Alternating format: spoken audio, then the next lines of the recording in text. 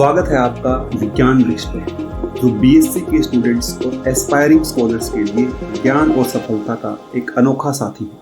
Hello friends, स्वागत है आप सभी का विज्ञान वृक्ष के ऑनलाइन प्लेटफॉर्म पर।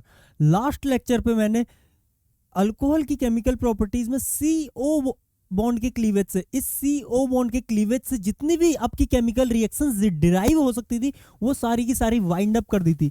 अगर मैं एक बार आपको वापस से याद दिलाऊं तो हमने डिस्कशन किया था HX से हमने यहाँ पे हेलोजिनेशन कराने की कोशिश की थी, जहाँ पे हमने CX टाइप के बॉन्ड फॉर्म किए थे। उसके अलावा हमने फॉस्फोरस के हलाइड्स, जहाँ पे हमने पेंटा हलाइड्स और ट्राई हलाइड्स की रिएक्शन कराई थी, और अगेन हमने जब इनकी केमिस्ट्री डिस्कस की थी तो यहाँ पे अगेन क्या फॉर्म हो रहा था, आपका CX बॉन्ड फॉर्म हो रहा था। इन टोटल यहाँ पे आपका CO बॉन्ड क्या हो रहा था, ब्रेक हो रहा था, और CX बॉन्ड फॉर्म हो रहा था। ठीक है, अब देखिए जी, और इसके अलावा हमने एक इंपॉर्टेंट रिएक्शन डार्जन प्रोसीजर यहाँ पे डिस्कस किया था, जिसमें हमने SOCl2 को यूज किया था। ये स्पेसिफिक था आपका CCl बॉन्ड फॉर्म करने के लिए। यहाँ पे अगेन हमने दो तरीके की रिएक्शन देखी थी, एक तो हमने विदाउट pyridine देखी थी, दूसरी हमने pyridine के साथ देखी थी। और जहाँ पे अपना क्या होता, मैकेनिज्म क्या होती भाई, पूरी चेंज होती। जब हम डायरेक्ट कर रहे थे तो ये SNI रिएक्शंस के थ्रू जा रहे थे, और जब हम pyridine के साथ ये रिएक्शन करा रहे थे तो ये SN2 के साथ क्या हो रही थी भाई, प्रोसीड हो रही थी।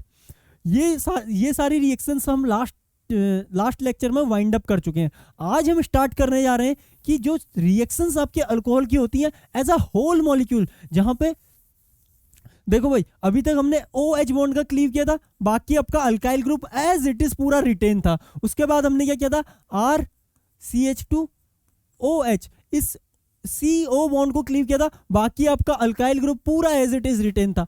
आज हम क्या करेंगे ना, आपका क्या कर रहा होगा, ये जो अल्काइल पार्ट है, देखो जी, ये जो अल्काइल पार्ट होगा ना, ये भी पार्टिसिपेट करेगा, और ये हाइड्रोक्सिल पार्ट जो है ये भी पार्टिसिपेट करेगा जी। ये जो आपका अल्काइल पार्ट है ना, ये भी पूरा पार्टिसिपेट करेगा और ये भी पार्टिसिपेट करेगा। यानी कि आज की जो रिएक्शंस है ना, उसमें अल्कोहल का पूरा मॉलिक्यूल पार्टिसिपेट करने वाला है। और ऐसी ही आपकी रिएक्शन होती है जी, डिहाइड्रेशन रिएक्शन। अगर मैं बात करूं आपसे डिहाइड्रेशन रिएक्शंस की, तो आपके लिए मैं यहाँ पे कुछ रिएक्शंस पहले लाया हुआ हूं, और कुछ एक पॉइंट हम पहले स्टडी करेंगे। उसके बाद क्या करेंगे भाई, हम यहाँ पे डिहाइड्रेशन रिएक्शंस की डिटेल्ड मैकेनिज्म को भी स्टडी करेंगे।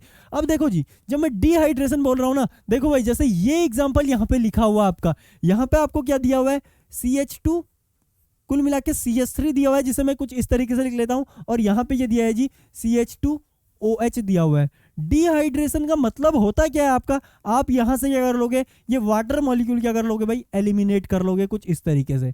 और देखो वाटर मॉलिक्यूल एलिमिनेट होगा तो एक क्या फॉर्म हो रहा होगा, यहाँ पे CC डबल बॉन्ड आपका फॉर्म होता हुआ नजर आएगा। कुछ इस तरीके से आपकी अल्कीन फॉर्म हो जाएंगी। और क्या है यहाँ पे, ये जो वाटर मॉलिक्यूल है ना, वाटर मॉलिक्यूल क्या होगा जी, रिएक्शन मीडियम में आउट हो जाएगा। एक बार बोलेंगे यार। अब देखो ऐसे ही मैं नीचे और एग्जांपल भी लेके आया हूं, ये इथेनॉल का एग्जांपल है। इसी तरीके से आप क्या यूज कर सकते हो, प्रोपेनॉल का यूज कर सकते हो, 2 प्रोपेनॉल कुछ इस तरीके से है। देखो भाई CH, इस पे क्या है आपका OH लगा हुआ है, और नेक्स्ट पोजीशन पे क्या है CH2H, कुल मिला के CH3, और इधर भी क्या है जी CH2H है। अब आप यहां से किसी भी डायरेक्शन से अगर ये H2O मॉलिक्यूल निकालते हैं ना, ये H2O मॉलिक्यूल निकालते हैं, तो पक्का ही यहाँ पे क्या फॉर्म करोगे आप, डबल बॉन्ड फॉर्म कर रहे होगे। तो ये लो जी, डबल बॉन्ड और नेक्स्ट पोजीशन पे methyl, double bond next position पे मिथाइल। तो आपका यहाँ पे क्या जनरेट हो गया, 1 2 3 प्रोपीन आपने यहाँ पे फॉर्म कर लिया भाई। क्या फॉर्म कर लिया, प्रोपीन फॉर्म कर लिया। कहां से, अल्कोहल से। 2 प्रोपेनॉल से आपने क्या फॉर्म कर लिया, यहाँ पे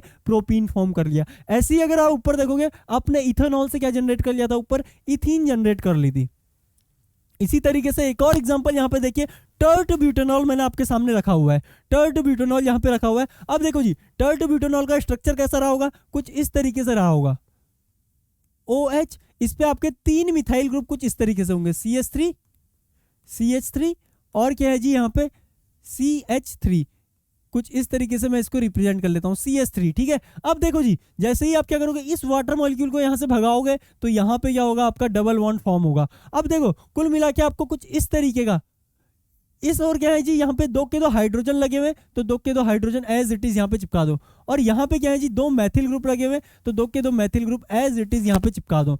तो देखो भाई, यहाँ पे एक और आपके दोनों हाइड्रोजन आ गए डबल बॉन्ड के, एक और आपके 2 के 2 मैथिल ग्रुप आ गए, और यहाँ पे क्या हुआ, ओवरऑल वाटर मॉलिक्यूल क्या हो गया आपका, एलिमिनेट हो गया।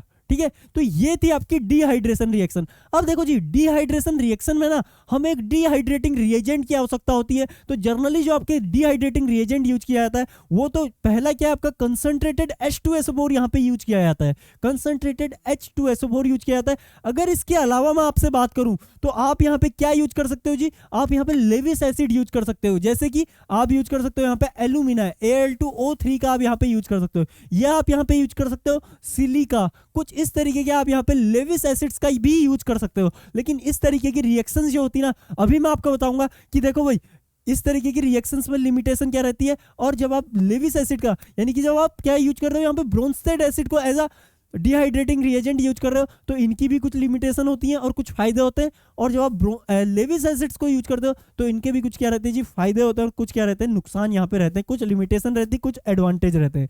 अब देखो जितनी भी चीजें अभी तक मैंने आपको बताई है ये सब कुछ मैंने यहाँ पे लिखा हुआ है, एक बार देखेंगे भाई।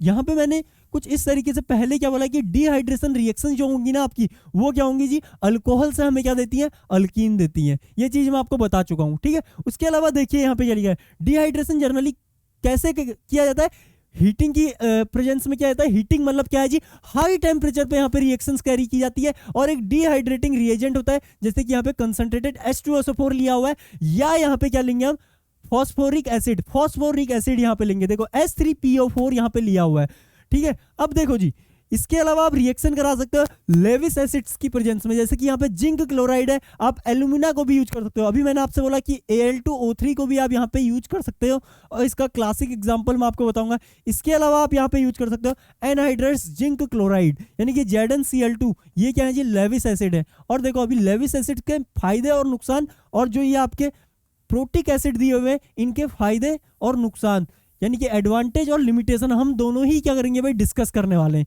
इतना आप समझ होंगे। लेकिन एक चीज देखिए भाई, जब मैंने हाई टेम्परेचर की बात की ना इन तीन रिएक्शंस में, देखिए ये जो आपकी अल्कोहल मैंने यहाँ पे फर्स्ट में ली हुई है ना, ये क्या है जी, एक प्राइमरी अल्कोहल है।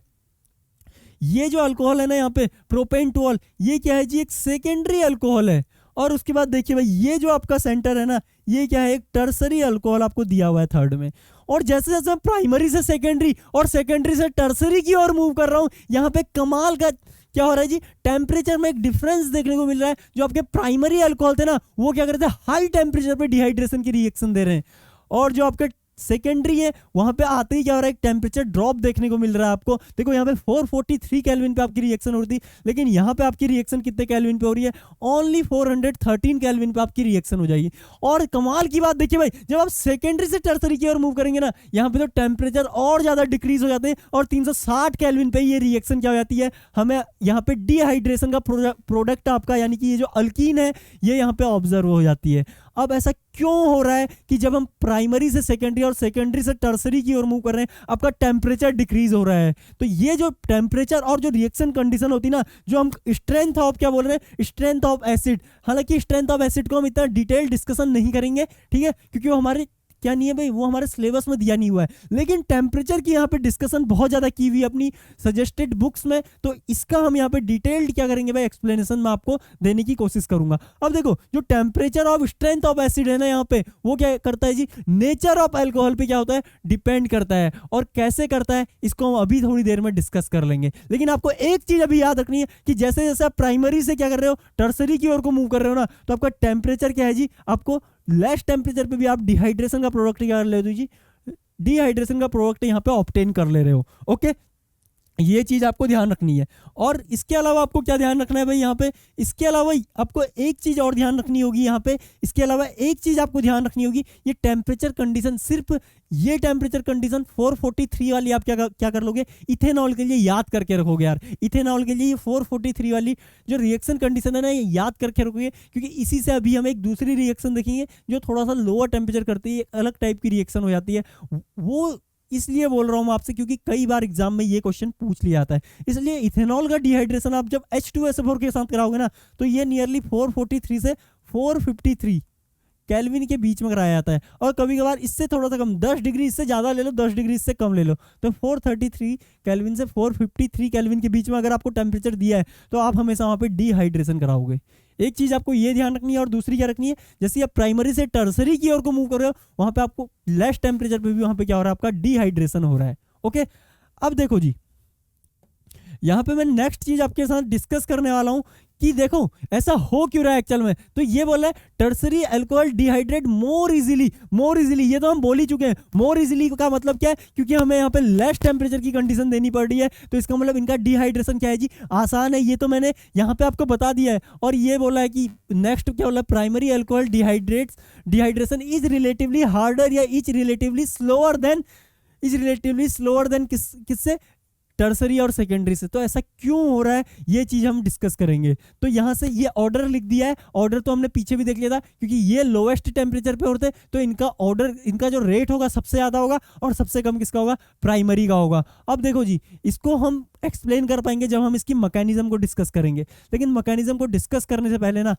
यहाँ पे मैं आपको एक इंडस्ट्रियल सिंथेसिस बताता हूँ। देखो जी, अभी हमने इथेनॉल की बात की थी कुछ इस तरीके से CH2OH। और मैंने क्या बोला था, आप यहाँ पे क्या लोगे, जब आप H2SO4 को यूज करते हो, H2SO4 को 443 केल्विन पे, ये इंपॉर्टेंट था जी, 443 केल्विन पे जब आप इसका डिहाइड्रेशन कराओगे तो आपको यहाँ पे क्या जनरेट होता हुआ मिलता है जी, CH2। और यहाँ पे वाटर का क्या होता है, एक मॉलिक्यूल लिबरेट होता है, H2O का एक मॉलिक्यूल लिबरेट होता है।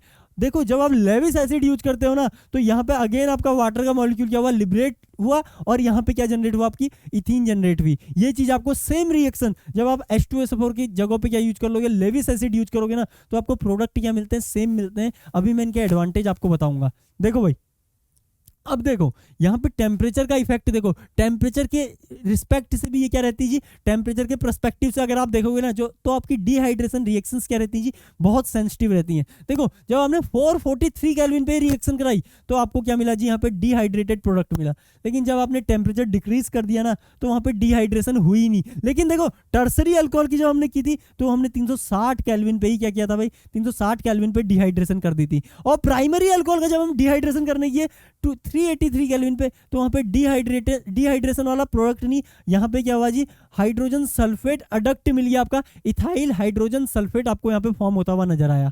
और यहीं से मैं अभी 4-5 चीजें आपको डिराइव करके 4-5 चीजें मैं अभी आपको बताने वाला हूँ। तो एक बार क्या करते हैं, इनकी मैकेनिज्म को क्या करते हैं जी, डिस्कस करते हैं। एक बार क्या करते हैं, इसकी मैकेनिज्म को यहाँ पे डिस्कस करते हैं भाई। मैकेनिज्म को डिस्कस करते हैं कि डिहाइड्रेशन होती कैसे है। अब देखो जी, डिहाइड्रेशन में यहाँ पे रहता क्या है ना, आपका सबसे पहले स्टेप में क्या रहेगा, कुछ इस तरीके से आपका अल्कोहल यहाँ पे प्रेजेंट रहेगा। और देखो यहाँ पे एसिडिक मीडिया का यूज कर रहे हो आप, तो एसिडिक मीडिया में क्या रहता है जी, एक आपका H+ रहता है, तो साथ में उसका क्या रहता है, काउंटर अनायन रहता है। जैसे कि अगर H2SO4 की बात करें, तो H2SO4 आपका क्या देता है, H+ देता है, और साथ में क्या देता है, HSO4- देता है। एक बार बोलेंगे यार, देता है नहीं देता है, पक्का ही आपको पता है कि H जो आपका H2SO4 होता है वो डिसोसिएट होता है H+ और HSO4- में।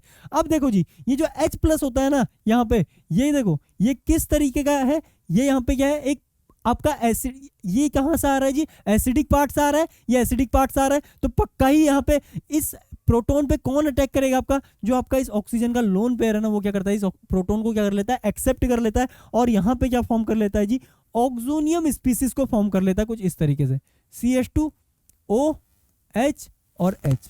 आपकी यहाँ पे क्या फॉर्म होगी जी, ऑक्सोनियम स्पीसीज यहाँ पे फॉर्म होगी। एक बार बोलेंगे यार। अब देखो यही तो था आपका first step, formation of oxonium species. अब देखो ऑक्सोनियम किसे बोला जाता है ना, जब भी आपका ऑक्सीजन क्या करता है जी, 3 बॉन्ड फॉर्म कर लेना, तो उन स्पीसीज को क्या बोल दिया जाता है, ऑक्सोनियम स्पीसीज बोला जाता है।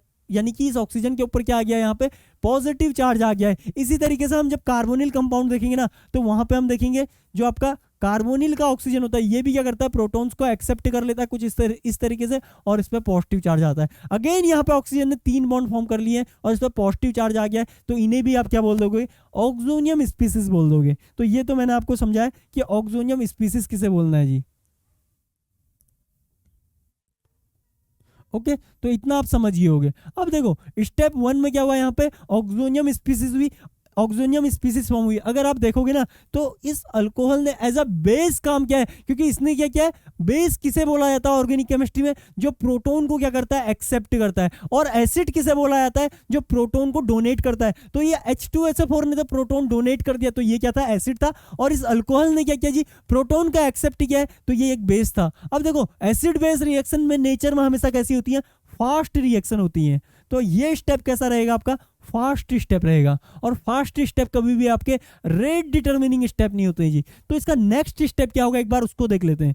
तो इसका जो नेक्स्ट स्टेप होने वाला है ना, स्टेप 2, वहां पे क्या होता है जी आपका CH3 CH2, और ये आपकी जो ऑक्सोनियम स्पीसीज है, ये ऑक्सोनियम स्पीसीज क्या करती है जी, यहाँ पे कुछ इस तरीके से वाटर मॉलिक्यूल क्या करता है, यहाँ पे लीव कर जाता है इस सेंटर को as a good leaving group. यहाँ से क्या होता है आपका वाटर मॉलिक्यूल लीव कर जाएगा आपका यहाँ पे कुछ इस तरीके से, और क्या जनरेट हो रहा है आपका CH3 CH2 प्लस। तो आपका जो ये कार्बोकैटायन बन रहा है ना, यहाँ पे देखो एक स्टेबल स्टेट से अनस्टेबल स्टेट की ओर को मूव कर रहा है। तो देखो कभी भी ऐसे स्टेप क्या होते हैं आपके नेचर में, हमेशा स्लो स्टेप होते हैं, और स्लो स्टेप्स को ही हम क्या बोल देते हैं जी, इन्हीं को हम क्या बोल देते हैं, रेट डिटर्मिनिंग स्टेप भी बोल देते हैं। तो जो आपका स्टेप 2 है ना, वो क्या है जी, रेट डिटर्मिनिंग स्टेप है। उसके अलावा देखिए भाई यहाँ पे क्या हो रहा है आपका, यहाँ पे क्या हो रहा है जी आपका, एक बार देखेंगे यहाँ पे आपका बॉन्ड ब्रेक हो रहा है। और बॉन्ड ब्रेकिंग हमेशा कैसी प्रोसेस होती है जी, उसके लिए एनर्जी की रिक्वायरमेंट होती है, एनर्जी की रिक्वायरमेंट होती है।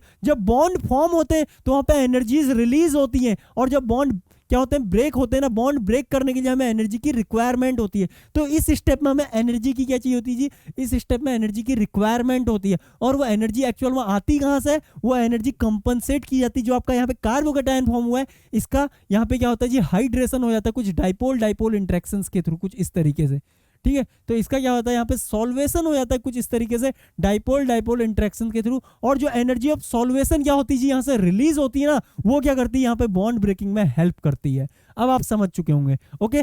तो इसको मैं क्या करता हूँ जी, इस अनवांटेड थिंग को यहाँ से हटा देता हूँ, ये तो सिर्फ आपको समझाने के लिए था।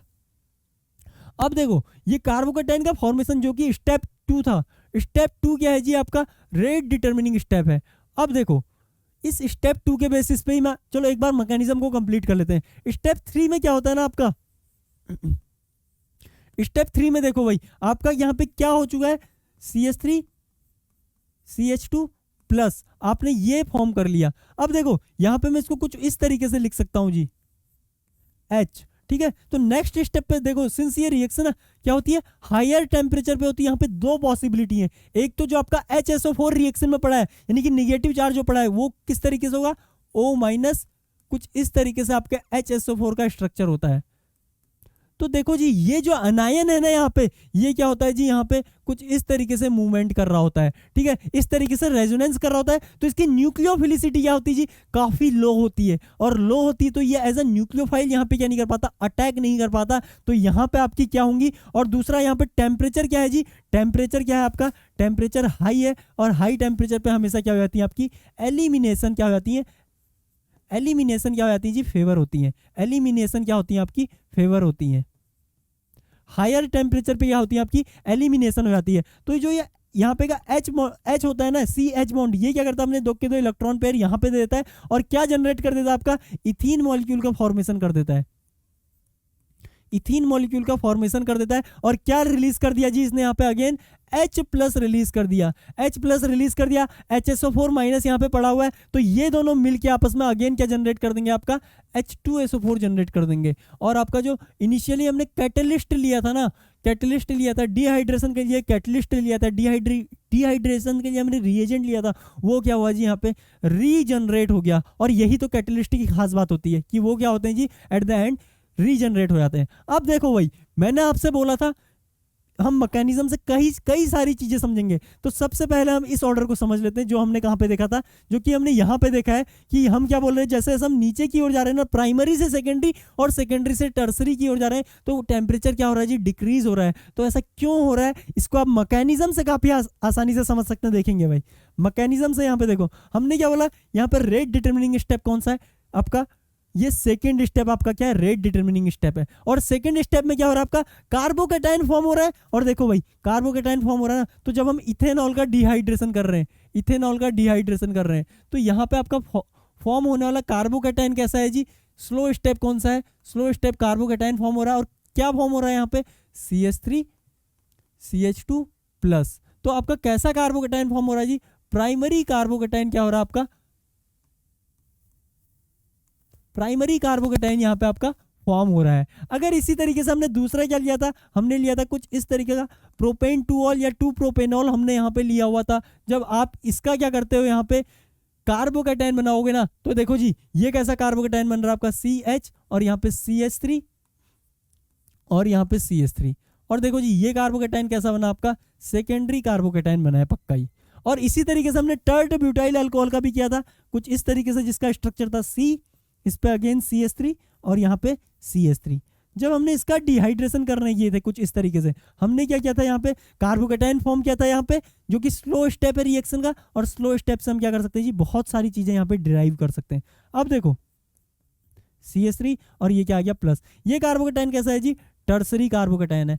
अब आप ही मुझसे बोलिए यार कौन सा कार्बोकैटायन बनना फेवर करेगा, तो आपको पता है कि टर्सरी कार्बोकैटायन क्या होते हैं, मोस्ट स्टेबल होते हैं। क्यों, एक तो यहाँ पे प्लस आई इफेक्ट ज्यादा लगता है, प्लस आई इफेक्ट जो कि इस कार्बोकैटायन को स्टेबलाइज करता है। उसके ऊपर यहाँ पे क्या है जी, 9 अल्फा हाइड्रोजन है, और 9 अल्फा हाइड्रोजन यहाँ पे अगेन क्या करते हैं, डबल स्टेबिलाइजेशन लाते हैं इस कार्बोकैटायन में। पहले तो हमने किससे बोला कि अल्फा हाइड्रोजन यानी कि हाइपर कॉन्जुगेशन आपका स्टेबिलाइज कर रहा है, उसके ऊपर क्या कर रहे हैं, ये 3 अल्काइल ग्रुप अपना प्लस आई इफेक्ट लगा के क्या कर रहे होंगे, स्टेबिलाइज कर रहे होंगे। अब देखो जी ये जो सेकेंडरी कार्बोकैटायन है ना, यहाँ पे आपके अल्फा हाइड्रोजन क्या हुए, यानी कि हाइपर कॉन्जुगेशन क्या हुआ, 6 हाइड्रोजन का क्या हुआ, हाइपर कॉन्जुगेशन हुआ, यानी कि हाइपर कॉन्जुगेशन डिक्रीज हो गया। उसके ऊपर प्लस आई इफेक्ट लगाने वाले ग्रुप भी अब 2 ही रहेगी, तो यानी कि स्टेबिलाइजेशन क्या हुआ, स्लाइटली डिक्रीज हुआ। और जब आप प्राइमरी कार्बोकैटायन में गए ना, तो वहां पे तो आपका क्या हुआ, अल्फा हाइड्रोजन भी सिर्फ 3 रह गया, यानी कि हाइपर कॉन्जुगेशन भी 3 हाइड्रोजन का रह गया, और उसके बाद प्लस आई लगाने वाला ग्रुप भी क्या हो गया, 1 हो गया। तो जैसे जैसे हम यहाँ से ऊपर की ओर जा रहे हैं, स्टेबिलिटी क्या हो रही है, टर्सरी से प्राइमरी की ओर को डिक्रीज हो रही है। और जैसे जैसे स्टेबिलिटी डिक्रीज होगी ना, तो वहाँ पे क्या होगी, अनफेवरेबिलिटी भी ज़्यादा होगी, यानी कि रिएक्शन फेवर नहीं होगी। तो यहाँ पे रिएक्शन क्या रही होगी, अनफेवरेबल रही होंगी, अनफेवरेबल। और अनफेवरेबल है, यही तो हमने पहले बोला भी था जब हमने यहाँ पे ट्रेंड पढ़ा था कि जो टर्सरी की होंगी वो क्या रही होंगी, सबसे ज़्यादा फेवर्ड रही होंगी। टर्सरी की क्या रही होंगी, यहाँ पे देखो ये ऑर्डर भी मैंने इसीलिए लिखा हुआ है, ये ऑर्डर भी मैंने इसीलिए लिखा है क्योंकि टर्सरी की क्या है जी, मोस्ट फेवर्ड रिएक्शन है। क्यों, क्योंकि यहाँ पे जनरेट होने वाले जो कार्बोकैटायन है ना, वो क्या है जी, यहाँ पे मोस्ट स्टेबल है। और प्राइमरी होंगी लीस्ट फेवर्ड। क्यों, क्योंकि यहाँ पे जनरेट होने वाले जो कार्बोकैटायन है ना, वो क्या है, मोस्ट अनस्टेबल है। ओके, इतना आप समझ चुके होंगे। अब देखो जी, उसके बाद मैंने बोला कि लेविस एसिड के फायदे और नुकसान बताऊंगा, और ये जो हमने प्रोटिक एसिड लिया हुआ है या ब्रोंस्टेड एसिड लिया हुआ है, इसके फायदे और नुकसान देखेंगे। अब अगर आप देखोगे ना मैकेनिज्म में, यहाँ पे लास्ट सेकंड स्टेप से तो हमने कंक्लूजन निकाल दिया कि आपके कौन सा वाले अल्कोहल ज़्यादा तेजी से क्या देंगे, वहाँ पे डिहाइड्रेशन देंगे, तो टर्सरी वाले मोस्ट रैपिड देंगे और प्राइमरी वाले स्लोएस्ट देंगे। उसके अलावा देखिए भाई, थर्ड स्टेप देखिए यहाँ पे क्या हो रहा है, हमने यहाँ पे न्यूक्लियोफाइल कैसा लिया है, वीक न्यूक्लियोफाइल लिया है, वीक न्यूक्लियोफाइल। तो देखो जैसे जैसे आप टेम्परेचर डिक्रीज करोगे ना, तो ये क्या करेगा, यहाँ पे न्यूक्लियोफिलिक अटैक मारना स्टार्ट करेगा। और जैसे जैसे टेम्परेचर आप इंक्रीज करना स्टार्ट करोगे, तो एलिमिनेशन आपकी फेवर होंगी, ये मैंने आपसे बोला, ठीक है। लेकिन अगर मान लो आपने न्यूक्लियोफाइल क्या लिया रहता है, यहाँ पे स्ट्रॉन्ग न्यूक्लियोफाइल लिया रहता है, स्ट्रॉन्ग न्यूक्लियोफाइल यानी कि आपने जैसे HCl ले लिया होता, तो क्या यहाँ पे आपके एलिमिनेशन होते, कभी नहीं होते। क्यों, क्योंकि ये Cl- है ना, ये क्या होता है जी, अच्छा न्यूक्लियोफाइल होता, तो आप क्या कर सकते थे, यहाँ पे डायरेक्ट अटैक करवा सकते थे। यहाँ पे एलिमिनेशन होने के बजाय आपको क्या मिल जाता, क्लोरोइथेन आपको ऑब्जर्व हो जाता है। तो आप एक तो इस तरीके के यहाँ पे प्रोटिक एसिड यूज नहीं कर सकते। ओके, उसके ऊपर देखिए भाई, जब आप लो टेम्परेचर पे आते हो ना, तो इसकी न्यूक्लियोफिलिसिटी इंक्रीज हो जाती है। तो ये यहाँ पे क्या करते हैं, कुछ इस तरीके के साइड प्रोडक्ट, कुछ इस तरीके के, देखिए भाई जिसको मैं दूसरे पेन से भी दिखाता हूँ, कुछ इस तरीके के यहाँ पे क्या करते हैं जी, साइड प्रोडक्ट फॉर्म करते हैं, CH3 CH2। और देखिए इस कार्बोकैटायन पे क्या आ गया आपका, SO और OH, इथाइल हाइड्रोजन सल्फेट यहाँ पे फॉर्म होता है थोड़ा बहुत एज अ साइड प्रोडक्ट। और इसका अमाउंट क्या होता है जी, इंक्रीज होता जाता है जैसे जैसे आप टेम्परेचर डिक्रीज करते जाते हो। इसका अमाउंट इंक्रीज होते जाएगा जैसे जैसे आप टेम्परेचर डिक्रीज करते जाओगे। क्यों, क्योंकि लोअर टेम्परेचर पे आपकी क्या होती है, एलिमिनेशन लेस फेवर हो जाती है, और सब्स्टिट्यूशन क्या होती है, ज़्यादा फेवर्ड हो जाती है। और हायर टेम्परेचर पे आपका क्या होता है, एलिमिनेशन क्या होता है, टेम्परेचर बढ़ा एलिमिनेशन बढ़ेंगी। ओके, इतना आप समझ चुके होंगे। तो देखो यहाँ पे मैंने आपको नुकसान बताया है किसका, जब आप इस तरीके के प्रोटिक एसिड लेते हो, वहां पे क्योंकि H+ रिलीज करने के साथ साथ वहां पे एक एनायन रिलीज करते हैं, और वो एनायन किसकी तरह काम कर सकता है जी, आपका न्यूक्लियोफाइल की तरह काम कर सकता है, और वहां पे एलिमिनेशन होने के बजाय वो क्या देते हैं, सब्स्टिट्यूशन देते हैं। अब देखो जब आप यहाँ पे लेविस एसिड लेते हैं ना, तो लेविस एसिड क्या देते हैं, अपना वैकेंट डी ऑर्बिटल देते हैं। देखो जी Al2O3 की बात कर लेते हैं एक बार। यहाँ पे आपने क्या लिया, Al2O3 लिया, तो यहाँ पे क्या करता है ना, ये एल्यूमिनियम क्या करता है, एल्यूमिनियम अपना वैकेंट ऑर्बिटल क्या करता है, यहाँ पे चिलेशन के लिए यहाँ पे क्या करता है, अल्कोहल को डोनेट करता है कुछ इस तरीके से। वैकेंट ऑर्बिटल प्रोवाइड करता है, जहाँ पे अल्कोहल क्या करता है जी, अपना लोन पेयर दे देता है, और यहाँ पे क्या आता है, पार्शियल पॉजिटिव चार्ज आ जाता है, जिसे हम क्या बोलते हैं, कुछ इस तरीके से पॉजिटिव, और इस पर क्या आ जाएगा, निगेटिव आ जाएगा, और यहाँ पे क्या है जी आपका कुछ इस तरीके से Al2O3। ठीक है, तो कुछ इस तरीके की आपकी स्टेट यहाँ पे फॉर्म होती है। लेकिन और देखो यहाँ पे कोई जनरेट होने वाला आपका क्या नहीं है, काउंटर आयन नहीं होता, तो इसका मतलब लास्ट स्टेप में हमेशा क्या होंगे, आपके एलिमिनेशन होंगे, कभी सब्स्टिट्यूशन हो ही नहीं सकता। क्यों? क्योंकि यहाँ पे देखो यही आपका क्या है, एसिड है। ठीक है, यही आपका क्या है, एसिड है, और इसमें कोई भी काउंटर आयन तो जनरेट हो ही नहीं रहा। अगर कोई काउंटर आयन, कोई निगेटिवली चार्ज स्पीसीज आपकी जनरेट नहीं हो रही, तो यहाँ पे लास्ट स्टेप में आपके सब्स्टिट्यूशन के चांस, जो कि हम ये बोल रहे थे, ये सब्स्टिट्यूशन के चांस जो कि ये थे, इस तरीके के सब्स्टिट्यूशन के, इस तरीके के, जब हम क्लोरीन का यहाँ पे क्या कर सकते हैं, अटैक कर सकते हैं, इस तरीके के सब्स्टिट्यूशन यहाँ पे पॉसिबल नहीं है लास्ट स्टेप में। तो ये तो क्या हो गया जी, इसका एडवांटेज हो गया। लेकिन इसका नुकसान ये होता है ना, जैसे ही आपने इंडस्ट्रियल सिंथेसिस यहाँ पे देखी होगी, इंडस्ट्रियल सिंथेसिस देखिए भाई, यहाँ पे इंडस्ट्रियल सिंथेसिस देखिए, एक बार टेम्परेचर पे थोड़ा नजर मारिए, तो इन पे क्या करते हैं जी, हाई टेम्परेचर यहाँ पे क्या किए जाते हैं, यूज में आते हैं। और यही क्या है, इसका ड्रॉबैक है, क्योंकि ये क्या है जी, 623 केल्विन क्या रहता है, बहुत हाई टेम्परेचर रहता है, और ये क्या है जी, ग्रीन केमिस्ट्री के हिसाब से क्या है ना, काफ़ी हैजार्डस कंडीशन रहती हैं। तो इस तरीके के हैजार्ड से बचने के लिए हम क्या करते हैं, वहाँ पे प्रोटिक एसिड का यूज करते हैं। और अगर आप इन टोटल देखोगे ना तो आपकी प्रोटिक एसिड वाली कंडीशन ज़्यादा फेवरेबल है, और ना ही आपकी लेविस एसिड वाली कंडीशन ज़्यादा फेवरेबल है। क्योंकि एक में हम क्या कर रहे हैं, डायरेक्ट एसिड के साथ क्या कर रहे हैं, एसिड्स के साथ क्या कर रहे हैं, वहाँ पे रिएक्शन को प्रोसीड कर रहे हैं, जो खुद में क्या है, एक हैजार्डस सब्सटेंस है। और दूसरे केस में हम क्या कर रहे हैं, टेम्परेचर इतना हाई रख रहे हैं कि यहाँ पे क्या हो रहा है, आपका कुल मिला के बहुत ज़्यादा हाई टेम्परेचर है। तो वो जो कंडीशन है ना, वो इन्वायरमेंट को भी नुकसान कर रही है, और एज वेल एज वहाँ पे काम करने वाले इंसान को भी क्या कर रही है, नुकसान पहुँचा रही है। तो कुल मिला के यहाँ पे जो रिएक्शंस होती है ना, वो क्या करती है जी, इंटरनली इंसान को क्या करती है, जो वहाँ पे काम करने वाला साइंटिस्ट है उसे क्या करती है जी, उसको भी डिस्टर्ब करती हैं। और इसीलिए क्या रहता है, काम करना काफ़ी टफ रहता है भाई लैब्स में। अब देखो ये तो लैब्स की बात थी, लेकिन यहाँ पे हमें क्या पता लगा कि लेविस एसिड के यहाँ पे ड्रॉबैक्स क्या थे भाई, लेविस एसिड के ड्रॉबैक क्या थे, इनके लिए हाई टेम्परेचर चाहिए होता है, और फायदा क्या था कि यहाँ पे कभी सब्स्टिट्यूशन रिएक्शंस ऑब्जर्व नहीं होती।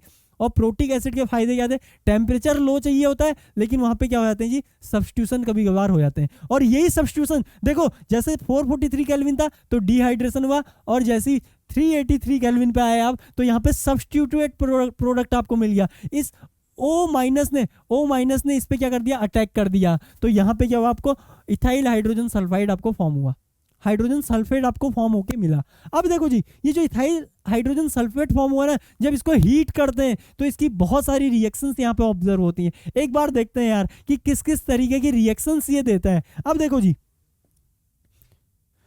यहाँ पे मैंने कुछ रिएक्शंस लिखी हुई है आपकी इथाइल हाइड्रोजन सल्फेट की। अब देखो जी, जब आप इसे रिड्यूस्ड प्रेशर पे ले जाते हो ना, जनरली हम रिड्यूस्ड प्रेशर का यूज किसके लिए करते हैं, सेपरेशन के लिए करते हैं जी। रोटा वेपर पे हम क्या करते हैं, यहाँ पे रिड्यूस्ड प्रेशर पे जब इनको हीट करते हैं ना, तो वहाँ पे क्या होते हैं, ये डाइमराइज टाइप हो जाते हैं, और कुछ इस तरीके की स्पीसीज देते हैं जी, कुछ इस तरीके के। देखो ये आपका क्या है, ये portion as it is intact रहेगा, बस यहाँ पे क्या हुआ, एक इथाइल इस ऑक्सीजन पे जुड़ गया और एक इथाइल इस पे पहले से था।